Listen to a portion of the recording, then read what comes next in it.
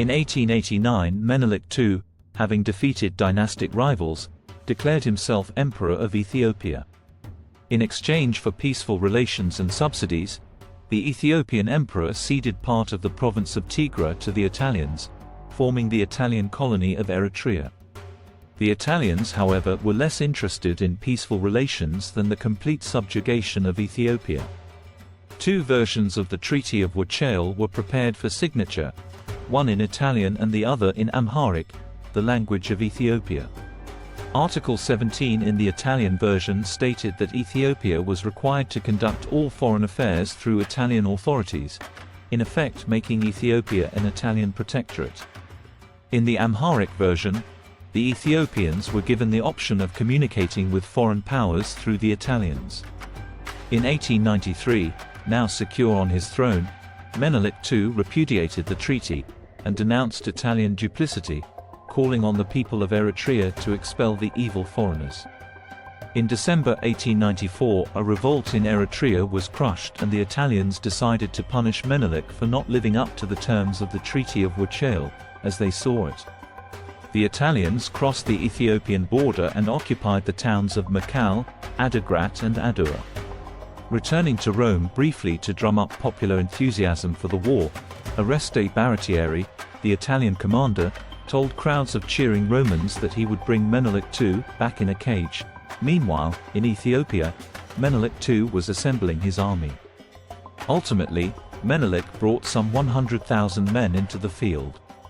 Nor was this the type poorly armed native horde that Europeans were used to facing. During the previous 3 years, Menelik had used the gold and ivory of the kingdom, along with the subsidies provided by the Italians under the terms of the Treaty of Wuchale, to buy arms, ammunition and artillery from Europe and the United States. Although the bulk of the Ethiopian forces carried shields and spears, some 40,000 were well armed with modern rifles and were supported by 50 artillery pieces. Baratieri was woefully ignorant of these facts.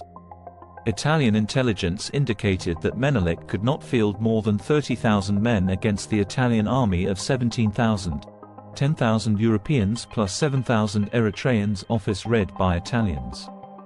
It was expected that the Ethiopian forces would be undisciplined and poorly armed. During most of 1895, Baratieri engaged in a number of small skirmishes with Menelik's poorly armed vassals, reinforcing his view of Ethiopian unpreparedness. On December 7, however, a force of 1,200 Italian-trained Eritrean auxiliary troops, under the command of Major Pietro Toselli, were caught out on the open plains and totally annihilated by 30,000 Ethiopian warriors. Menelik now set out to crush the Italians. Baratieri abandoned Adigrat and fell back to better defensive positions to await Menelik's advance. Baratieri's plan was to lure what he regarded as the undisciplined horde of Ethiopian savages into a frontal assault against his strong entrenched defensive position where they would be slaughtered by his rifles and artillery. Menelik, however, did not take the bait and the armies spent the next several months until late February 1896 staring out at each other.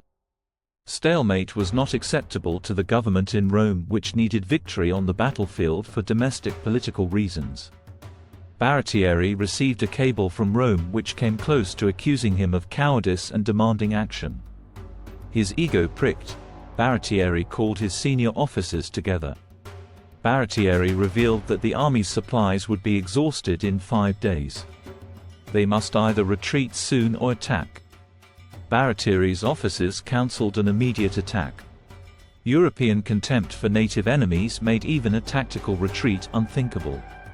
Initially reluctant, Baratieri finally yielded and ordered an attack. Baratieri's attack was really no more than an attempt to redraw the existing battle lines to force Menelik to launch the type of frontal assault he had thus far avoided. The entire Italian force advanced under the cover of darkness with the intention of digging in on the high ground overlooking the Ethiopian camp at Adowa. Menelik would then either have to attack the Italians or retreat. Baratieri knew that the Ethiopians too were running out of supplies and were on the verge of retreat. Nevertheless, for reasons which may have had more to do with ego than military necessity, Baratieri proceeded with the attack. The advance began at 2:30 a.m., but it was not long before difficulties arose. The maps used for these intricate maneuvers were little better than rough sketches and were of little practical use.